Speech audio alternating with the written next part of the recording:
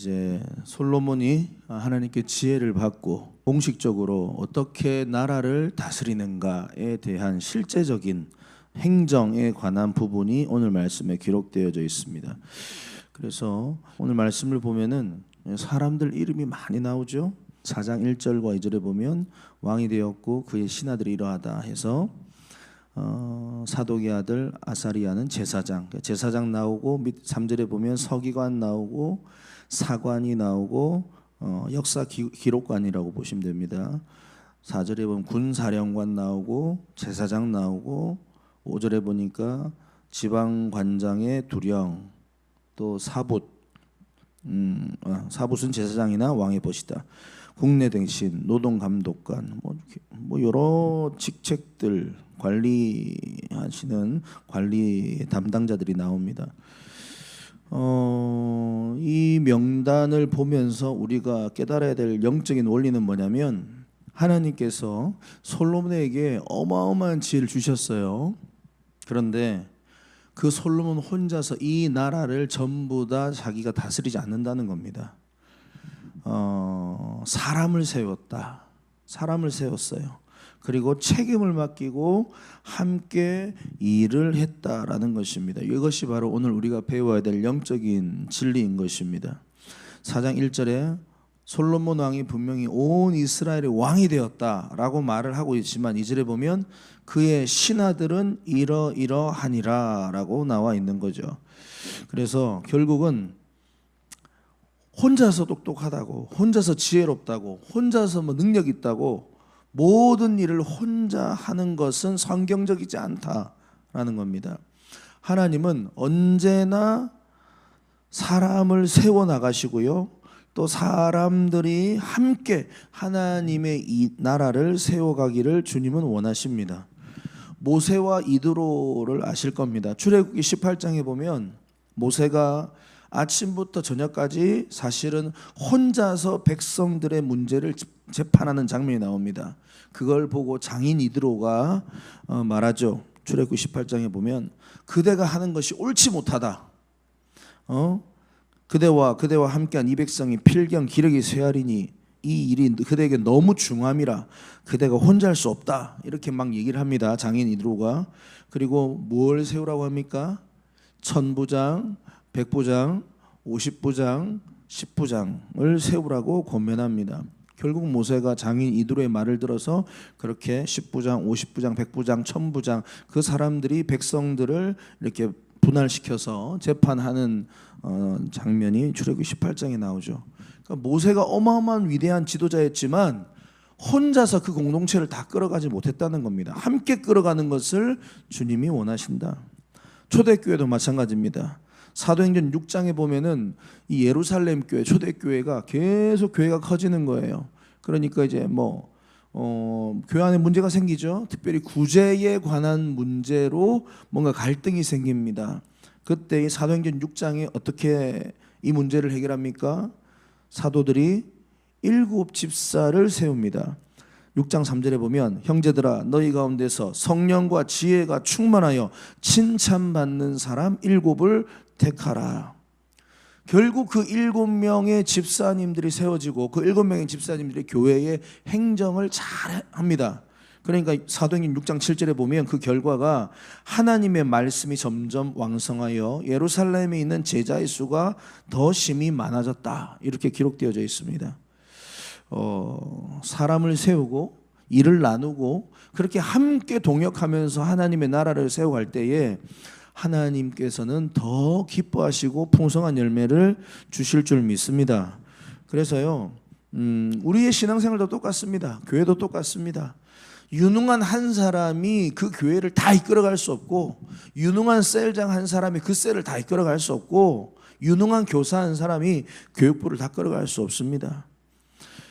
우리 미라클 교회도 감사한 건 뭐냐면 이런 귀한 리더들이 많이 세워져서 목회자와 함께 귀한 사역들을 지금 나누고 하나님의 나라를 함께 세워간다는 것이 얼마나 감사한지 모릅니다. 사실 어제도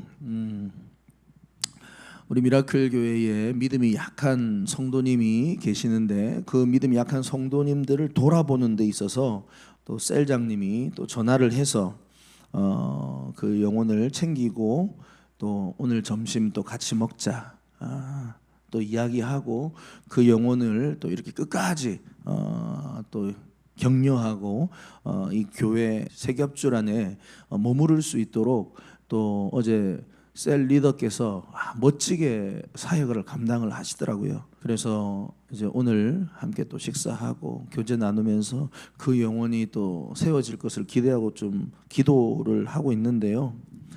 저는 이 귀한 모습이 우리 미라클 교회에 있다는 것 자체가 너무너무 감사하고 은혜가 되더라고요. 고린도전서 12장 27절에 보면 너희는 그리스도의 몸이요 지체의 각 부분이다. 결국 예수 그리스도를 머리로 한 우리는 한 몸의 모습을 교회가 가정이 가지고 있다 이 말입니다. 그래서 우리는요 다 각자 달라요. 우리가 어떤 사람은 손의 기능을 할 수도 있고 어떤 사람은 발의 기능을 할 수 있고 어떤 사람은 눈의 기능을 할 수 있는 거예요. 그러니까 뭐가 네가 높다 낮다가 아닙니다. 하나님은 각자의 은사와 재능을 따라서 멋지게 하나님의 나라를 세워가기를 원하신다는 것입니다. 사랑하는 성도 여러분, 우리가 정말로 하나님 앞에서 이렇게 멋지게 함께 하나님의 나라를 세워가는데 계속 힘쓰는 교회가 되기를 바랍니다. 한 가지 더 말씀해 드리면 하나님께서는요 맡겨진 그 작은 자리 그 자리에서 충성을 하는 자를 귀하게 보신다는 거예요. 7절 보십시오. 7절에 보시면 솔로몬이 또 온 이스라엘에 12지방 관장직을 두매 그 사람들이 왕과 왕실을 위하여 양식을 공급하되 각기 1년에 한 달씩 양식을 공급하였다라고 나와 있습니다. 그러니까 솔로몬이 온 이스라엘을 나라를 12지방으로 나눈 겁니다. 그리고 그 12지방의 관장들을 세운 겁니다. 그래서 왕과 왕실을 위해서 양식을 공급하는데 1년 12달이잖아요. 한 달씩 왕과 왕실을 위하여 양식을 공급한 돌아가면서 로테이션 하면서 이렇게 시스템을 만들었습니다. 그리고 그 담당자들 그 지역의 담당자들의 이름이 뭐냐면 8절에 보니까 벤훌이라는 사람이 나오고 9절에 보니까 벤데겔이라는 사람이 나오고 앞에는 지역들입니다. 벤훌 또 9절에는 벤데겔 10절에는 벤헤셋 또 11절에는 벤아비나답 뭐 12절에는 바하나 뭐 이런 사람들이 쭉 나옵니다. 여러분 이런 사람들 이름 많이 들어보셨어요? 거의 기억 우리가 못하는 이름입니다. 거의 생소하죠. 처음 들어보는 사람들의 이름입니다. 그런데요 하나님은 이 생소한 이름을 성경에 기록하고 있다는 것입니다. 왜 그럴까요? 이들이 각자 맡겨진 자리에서 하나님 나라를 위하여 주님을 위해서 충성을 다했기 때문에 그래요. 세상 사람들은 솔로몬 왕의 이름만을 기억할지 모르지만 하나님은 그렇지 않아요. 묵묵히 자신의 자리에서 책임을 감당하는 수많은 사람들의 이름을 우리 하나님은 잊지 아니하시고 기억하고 계시는 줄 믿습니다. 그래서요 지극히 작은 것에 충성된 자는 큰 것에도 충성될 수 있습니다. 그렇기 때문에 하나님은요 우리에게 일을 맡기실 때에 먼저 작은 일을 맡겨보신다 이 말이에요. 저번에도 말씀을 드렸지 않습니까? 작은 일 뭐 교회 안에서 보면 뭐 교회 청소할 수도 있고요, 뭐 설거지일 수도 있고요, 차량 봉사할 수도 있고요, 뭐 작은 일들이 있잖아요. 그런데 하나님은 그 작은 일을 맡은 자들이 그곳에서 충성을 다하고 있는가 보고 계세요. 그리고 그 충성을 다하는 모습을 보고 주님이 너무 기뻐하시고 기억하고 계시는 줄 믿습니다. 다윗 보세요. 다윗도 왕이 되기 전에 뭐 했던 사람입니까? 사무엘이 왕을 세우러 이새의 집에 갔죠. 그런데 다윗은 집에도 없었어요. 어디 갔습니까? 들판에서 양을 치고 있습니다. 아무도 없는 그 외롭고 힘든 곳에서. 그런데 사무엘상 17장에 보면 다윗이 사울에게 이렇게 말합니다. 이제 골리앗과 전쟁 앞에서 주의 종이 아버지 양을 지킬 때에 사자나 곰이 와서 양떼에게서 새끼를 물어가면 내가 따라가서 그것을 치고 그 입에서 새끼를 건져내었나이다. 사무엘상 17장에 보면 나와 있습니다. 그러니까 아무도 보지 않는 그곳에서 양을 몇 마리 지키고 되찾아오는 그 충성스러운 그 모습을 하나님은 기억하셨고요, 골리앗 앞에서 맞서 싸울 능력을 주신 줄 믿습니다. 결국은 우리 하나님은 작은 일에 충성하는 자들에게 관심이 많으시더라고요. 요셉도 마찬가지 아닙니까? 처음부터 그가 뭐 애굽의 총리였나요? 아니었죠. 보디발의 집에 노예로 팔려갔습니다. 그곳에서 종으로 노예로 있었지만 그는 최선을 다했어요. 맡겨진 그 일 속에서, 그 무의미해 보이는 일 속에서 최선을 다했어요. 감옥으로 떨어졌습니다. 죄수가 되었습니다. 그런데 그 죄수들을 돌보는 그 일에 요셉은 최선을 다했어요.